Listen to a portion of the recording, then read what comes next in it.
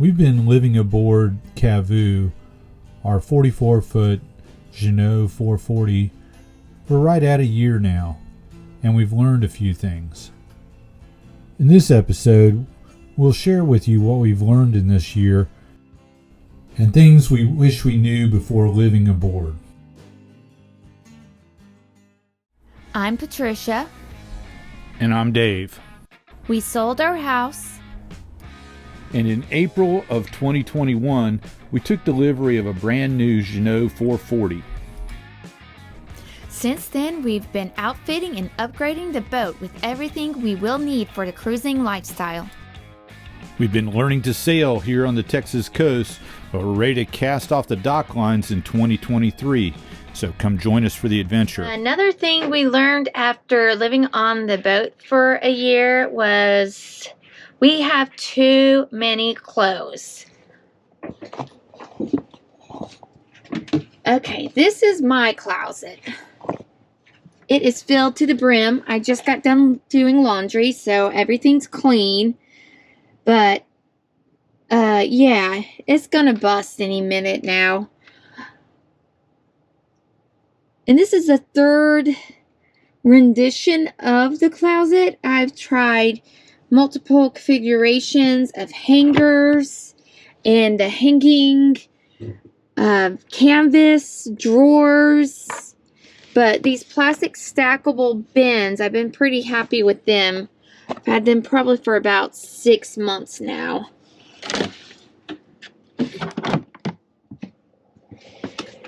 And then my clothes continue down here. I know, it's full too. Right now it's my summer clothes, but I'm going to put my winter clothes in there so they're easier to get to. And then down here's another drawer I have, and it's full. This is where I keep my really big clothes, like my valleys and thick sweaters. Now you might be wondering where Dave puts his clothes. He only has one drawer. This one right here. Okay, just joking. He's got the whole aft cabin for all his clothes. Okay, so it turns out Dave has more clothes than just one little drawer, but he has to store them in the aft cabin. Alright, so here's a bunch of little bins of his smaller items. And then this whole cabinet is full of his like shirts and shorts. And then he's got his own closet too, right here. It's a little bit smaller than mine, and it's full also. He also has too many clothes. We're going to make Cavu a clothing optional boat once we start cruising. Because this is just too much. It's time to fill up the water tank again. One of the things we learned living on the boat is that 78 gallons of water is not a lot. Even with Patricia taking half of her showers at the gym, and me being away on travel and practicing water conservation on the boat, it's still pretty much a weekly chore to fill up the tank. We have installed a water maker. However, you don't want to use a water maker while you're in the marina. The water is just really nasty here, and we have fairly decent dock water, so we'll just fill up the tank with our dock water. And that's one of the things we've learned after a year of living aboard. So one of the things we did was we added a water filter to our dock line, and that's going to help get just a little bit better water quality into the boat. So I'm up on the deck. I've got the water hose out. We did add this nice little key. We had a plastic key that came with the boat. Eventually it broke. So this is stainless. Of course, if it drops overboard, it's going to sink. I doubt that's going to float it, but it might make it easier to find if it's sticking up a little bit out of the mud. Anyway, All you got to do is open up the tank and sit up here and watch it fill.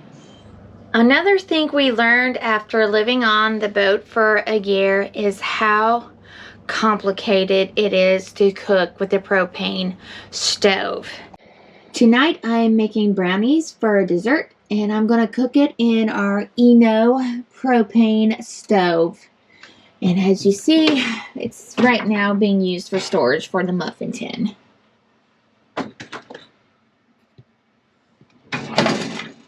And you're saying, why don't you have it preheated? Trust me, you need to use all the heat you got when you're cooking with propane. There's no such thing as preheating, or it's going to take even longer, or you're going to burn it. Okay, now to go turn it on. All right, to turn on the propane stove, we got to go to the propane locker and then switch this on. Oh gosh, Dave, tightened it good. Oops, there it goes. And you can see the pressure go up on the gauge right there. Should be good. Just close this. Okay, so after turning on the propane outside, I come over here. You turn the gas on in the boat, and that lights up, so we know it's on. And this is where things get tricky.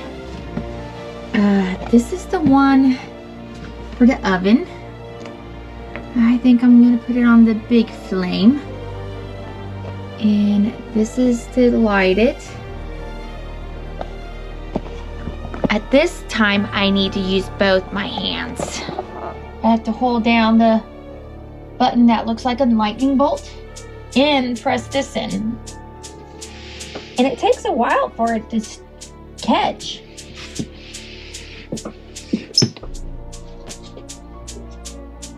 Still working on it.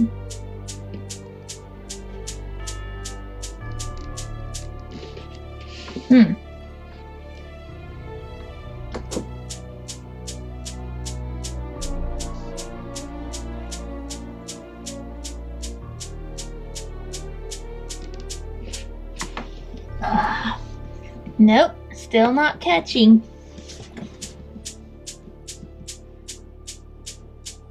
I can see it sparking in there. Oh, there we go. Wait a minute, that's the top one. Like I said, it's not user friendly. Is this the bottom one?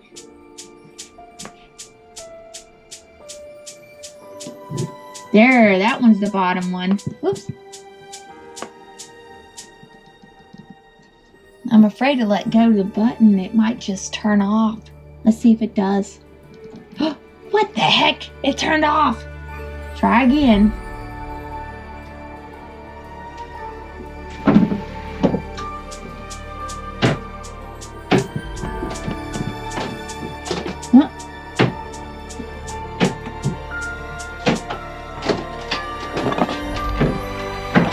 Okay.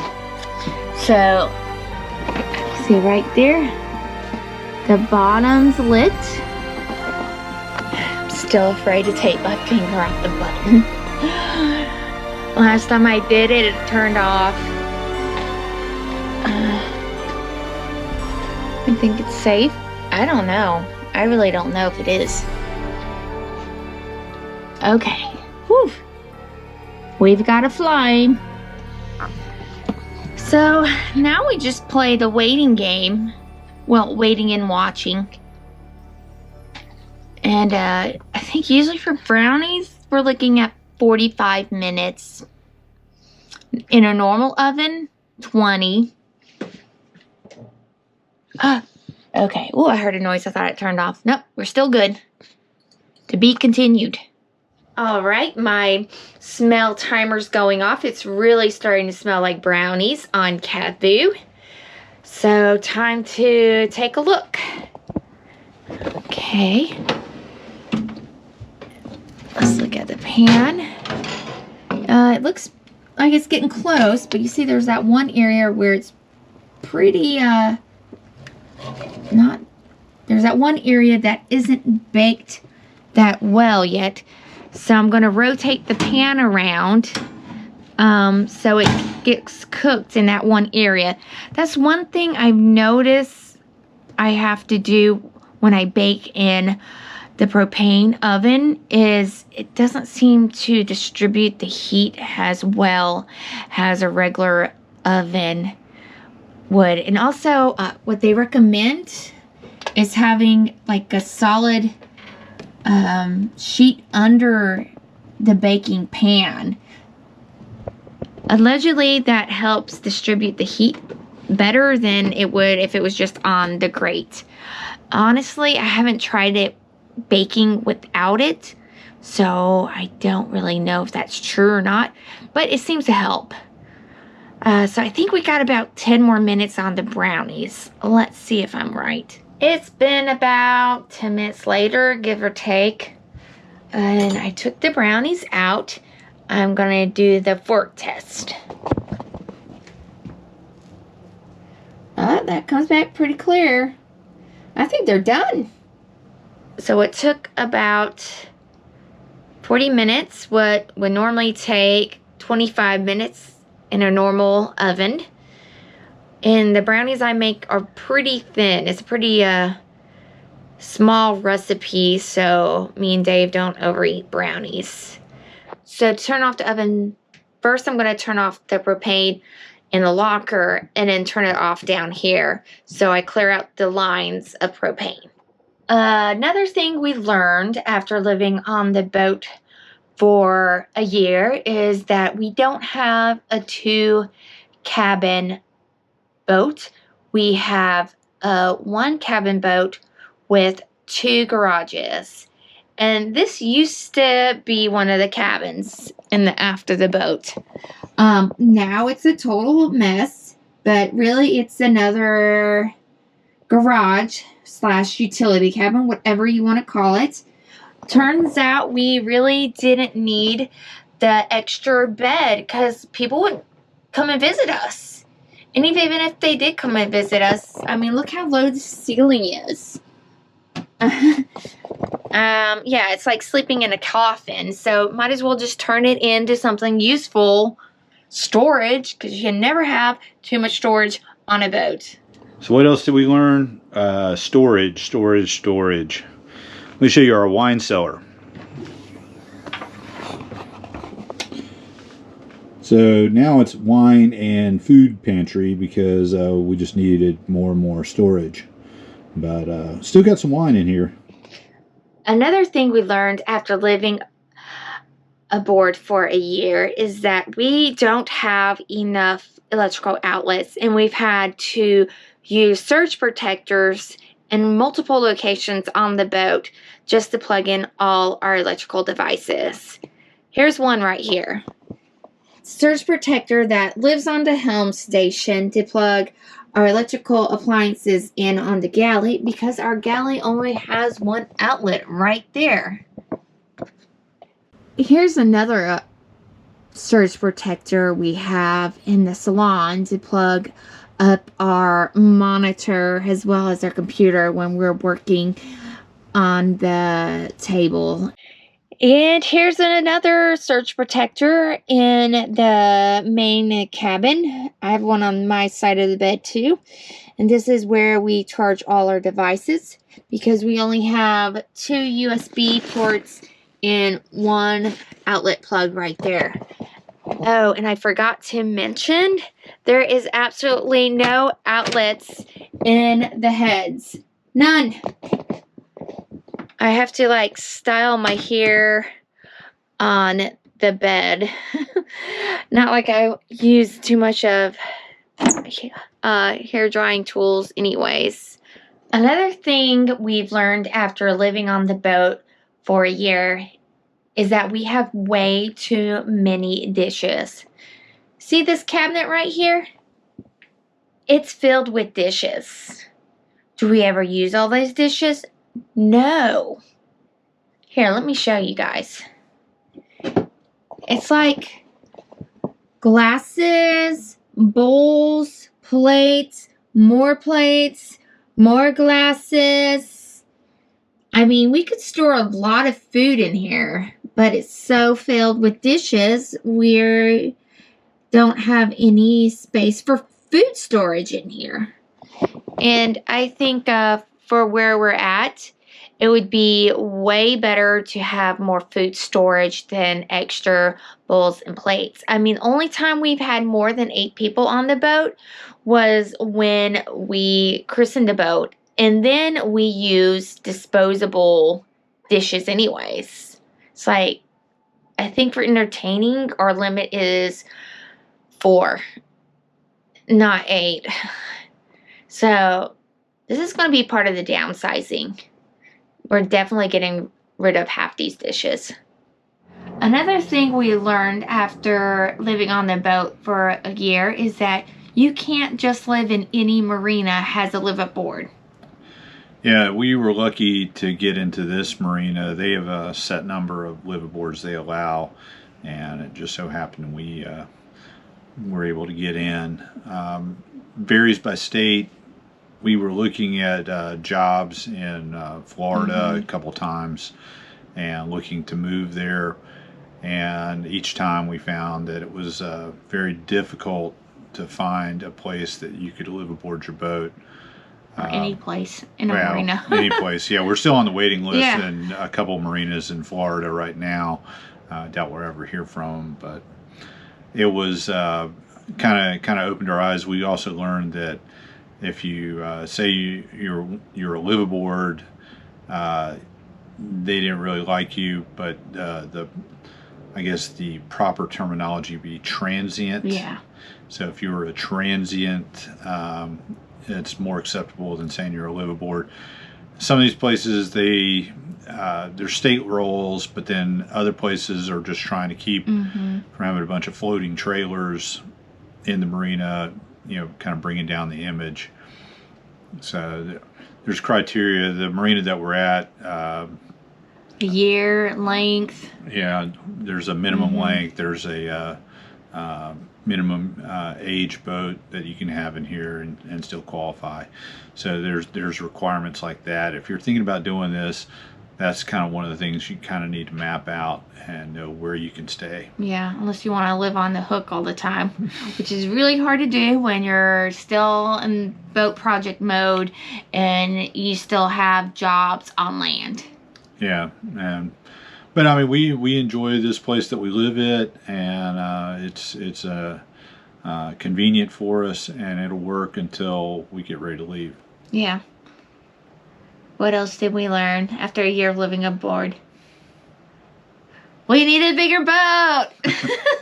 Yeah, one of the things we did learn is that we've really maxed out this boat. We've already, we had the 2 cabin with a utility room, and we've already cannibalized the second cabin and made it more storage. Right now it doesn't look very good because I've got projects going on, and because I've got projects going on, things are out of place, so they're just all shoved in everywhere.